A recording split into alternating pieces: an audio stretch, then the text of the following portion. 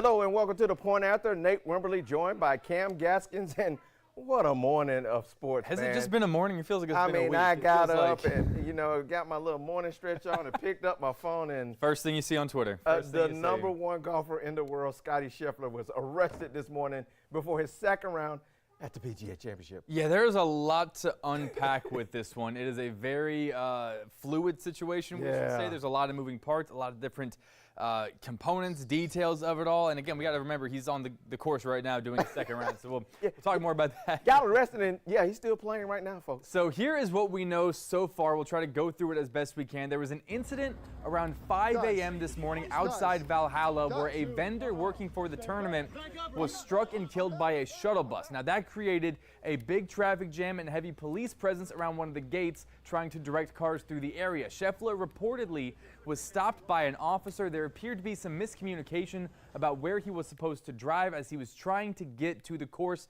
for his tee time. Now, according to ESPN's Jeff Darlington, an officer started screaming at Scheffler when he kept driving, and then he pulled him out of the car and put him in handcuffs. Now, according to a police report from the Louisville Metro Police Department, Scheffler dragged an officer on the side of his car as he kept driving.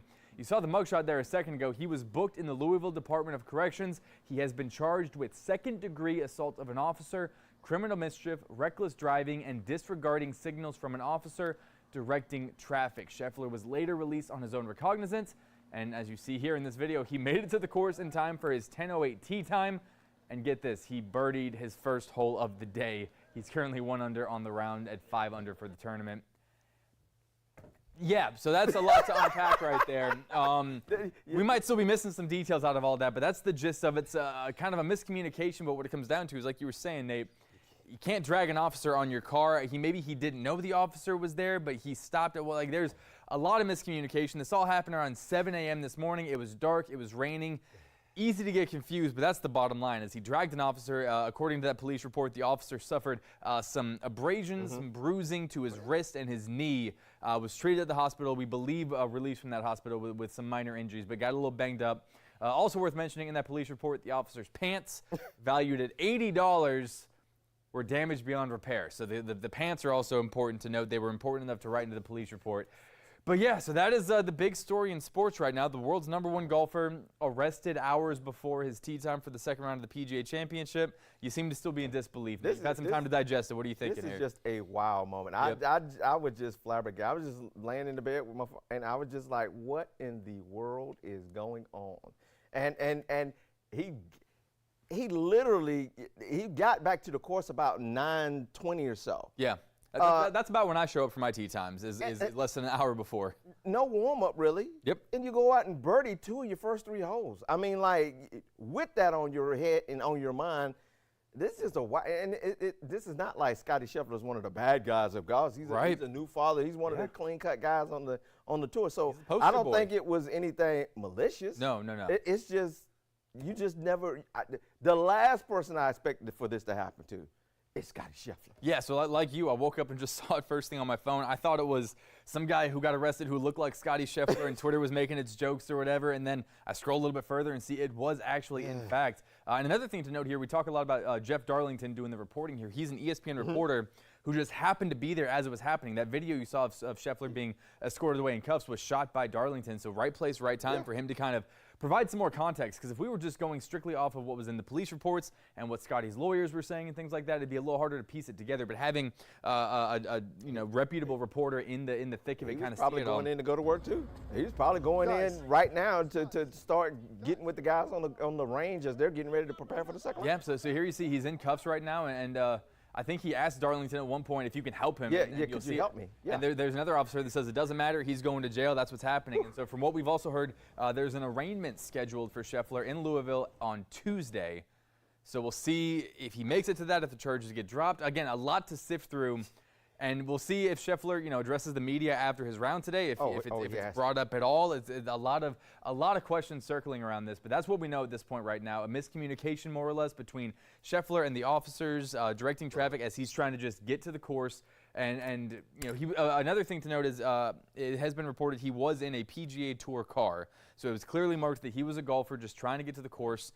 And it escalated pretty quickly with him in an orange jumpsuit. Really a jarring image to see. We saw a picture on Twitter. Someone already turned that into a T-shirt with Scheffler's mugshot out on the course. The internet is undefeated. They are clowning him right now, but that's just a wild situation. And it'll be interesting to see how he plays the rest of this weekend. After that fast start, he's kind of just hit the skids right now and just kind of just playing par golf for the rest of the.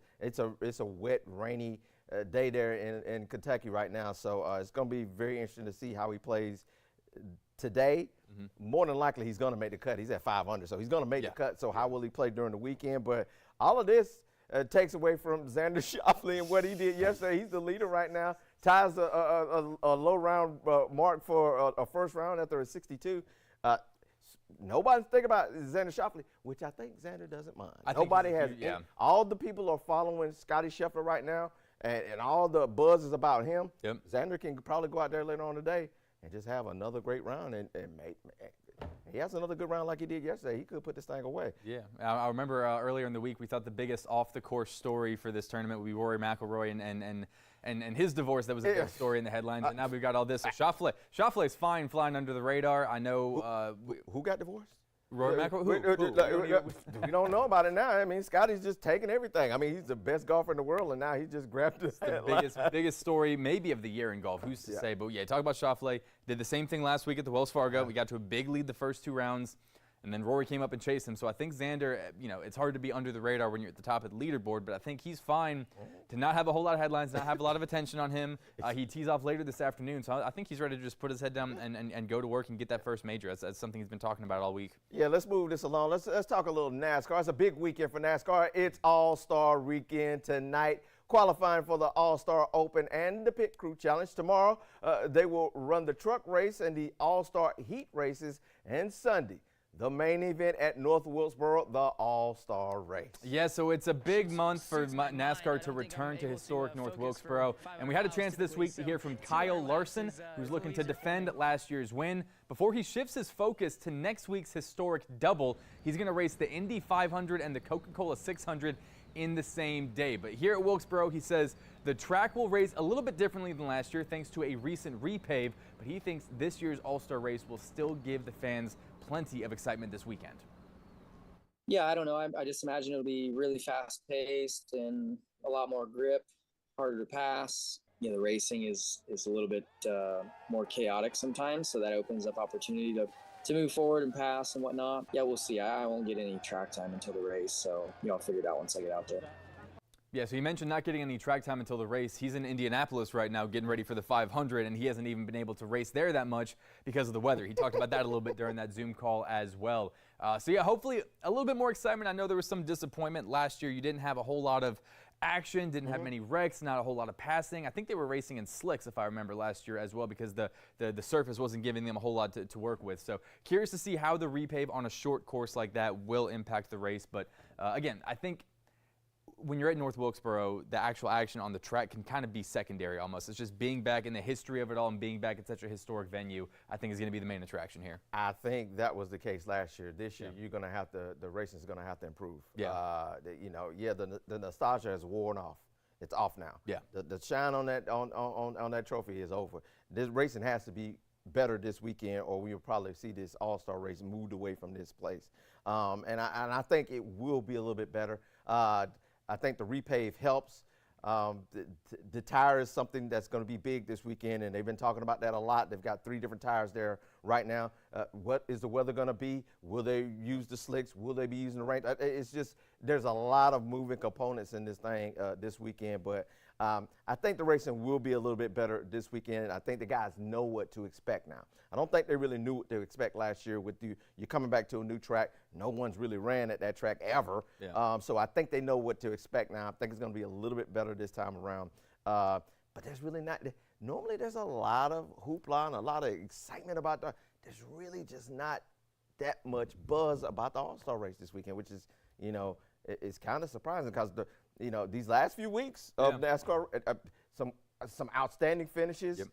The closest finish in NASCAR history a couple of weeks ago, and last week, Tyler Reddick and Chris Buescher getting together and Brad Kay winning in Darlington. Man, it's been an exciting season, but there's just not a lot of buzz, and I just hope the racing this weekend, Sunday night, is just outstanding to just kind of just get that joke going back again.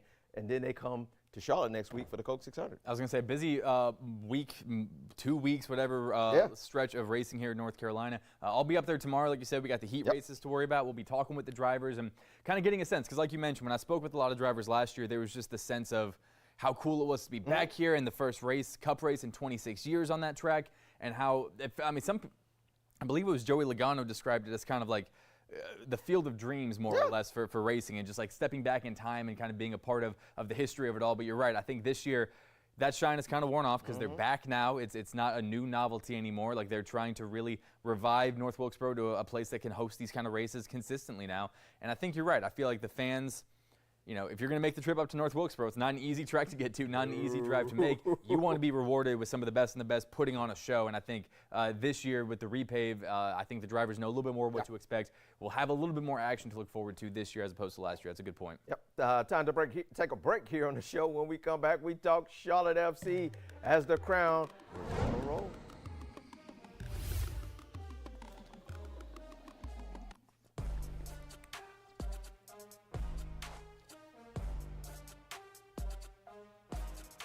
Today is the first alert weather day as we're tracking some strong to severe thunderstorms. We're going to see some heavy rain moving in, and winds are going to gust over 60 miles per hour. We're going to have to watch out for the threat of now the main threats will be some heavy rainfall.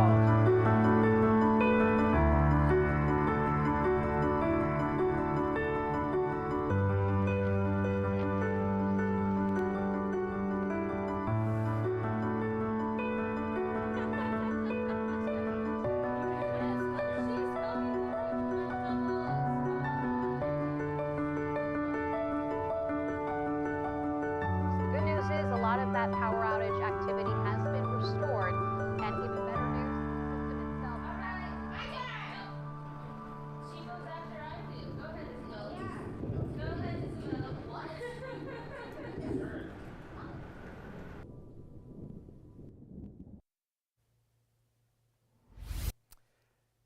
Hey, don't look now, but Charlotte FC is on a 3-game winning streak and is moving up the Eastern Conference standings as they are currently 5th in the East. And not just a winning streak, but a clean sheet streak. 3 straight shutouts, playing the best soccer of the year by far. And tomorrow, they will host LA Galaxy at the Bank. And with a preview of that matchup, we throw things over to our Jorge Andres.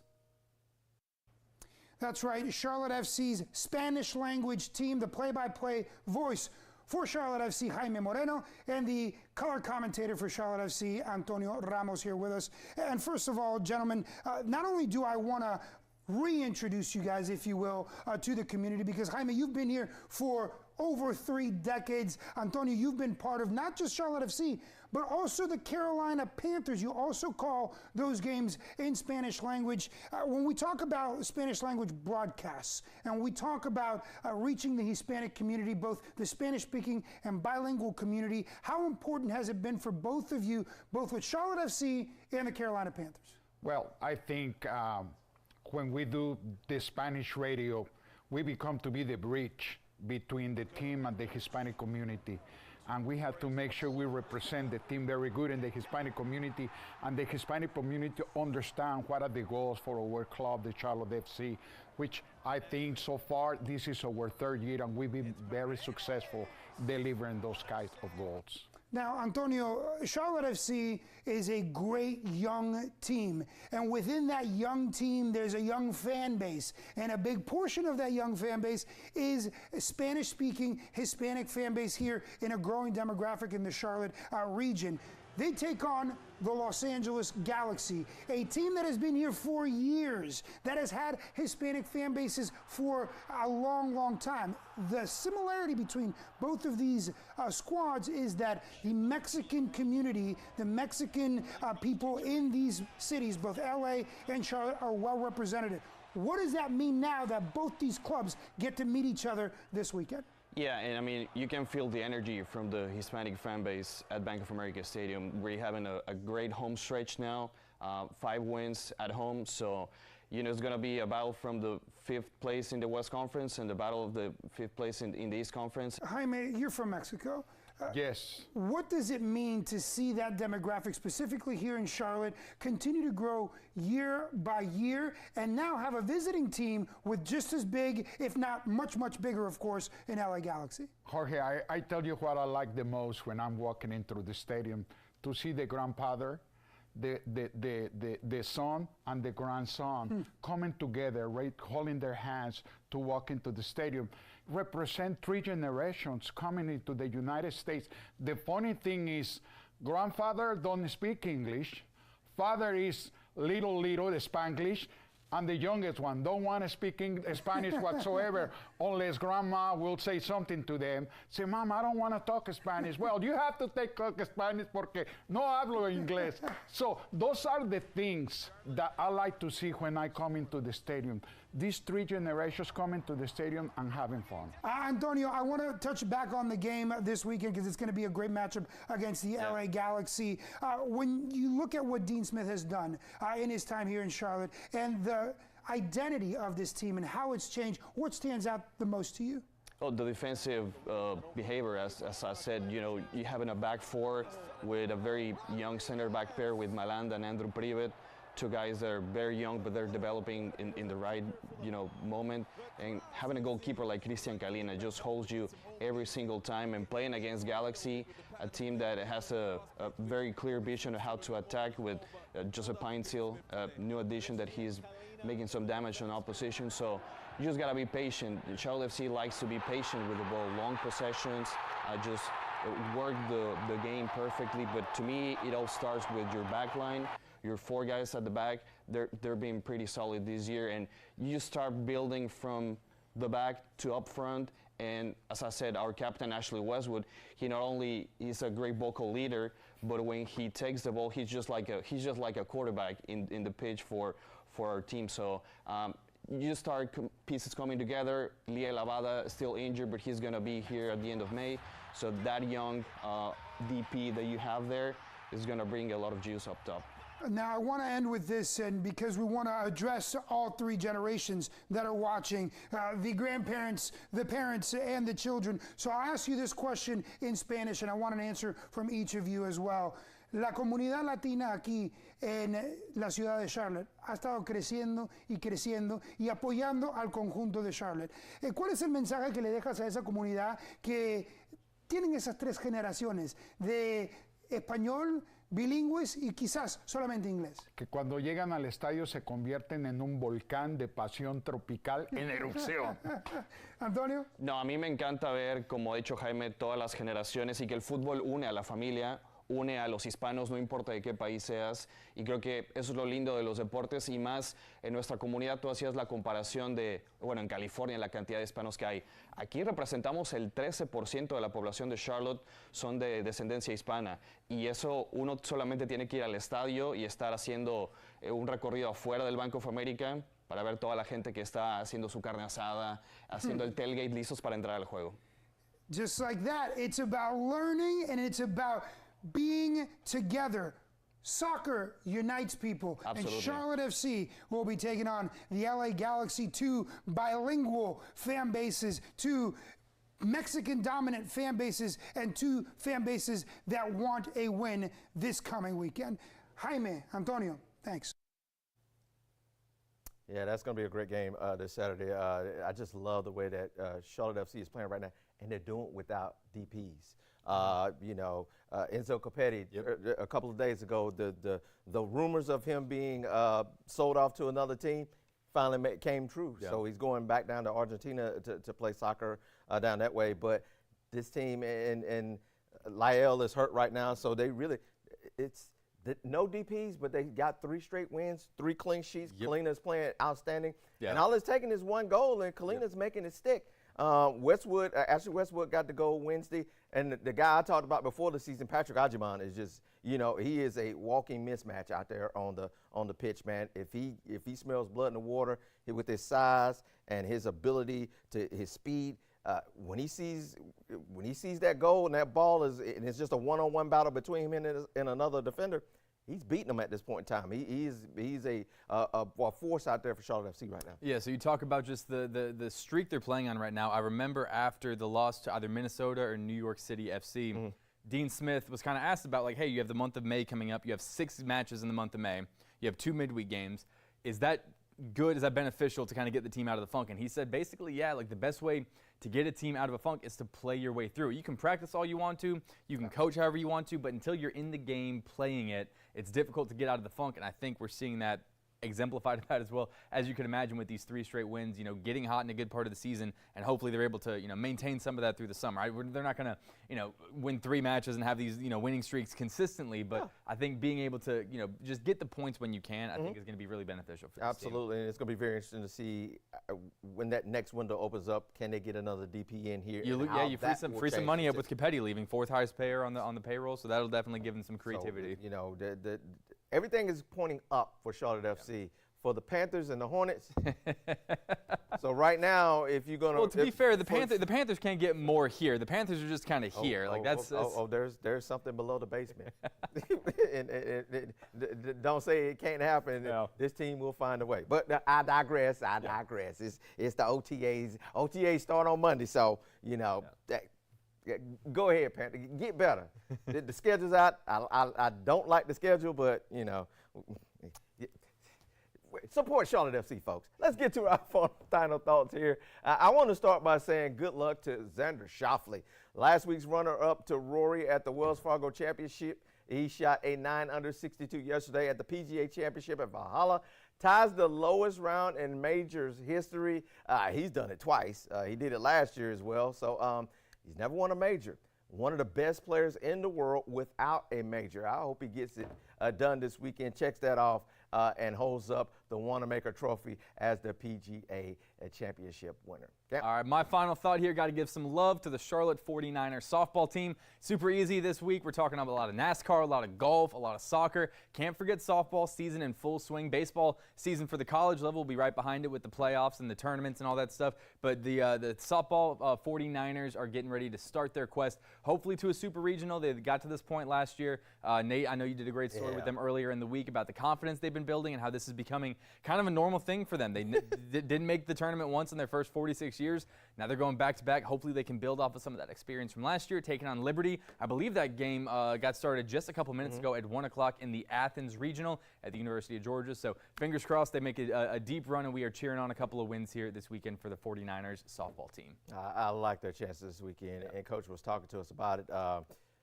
This Georgia team, normally you're in a regional or you're in a region where there's a outstanding pitcher, and it's just hard to beat that. And in softball, if you got one good pitcher, you can pretty much ride that pitcher all the way to the College World Series or the Super Regionals. Georgia really doesn't. Now, Georgia has some great offense. Right. They have a great team. That's why they're one of the top seeds in the whole softball tournament. But Charlotte has a shot, a legitimate shot, to win this regional and go to the Super Regionals, which they would either take on more than likely either Virginia Tech or UCLA out in that regional right there. So good luck to those ladies. They have a belief that they can get it done. They lost last year in the Durham Regional on Sunday, 2 wins shy of making it to the Super Regional.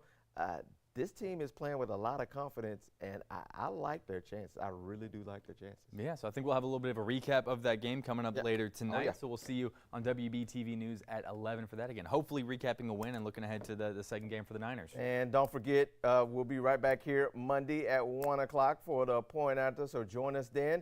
Everybody have a good weekend, and we'll see you Monday. Stay dry. Yes. And if you're going to the All-Star Race, be careful going up there. One way in, one way out. Bring some patience because it's rough to get in and getting out of there. But have a good weekend. We'll see you Monday on The Point After.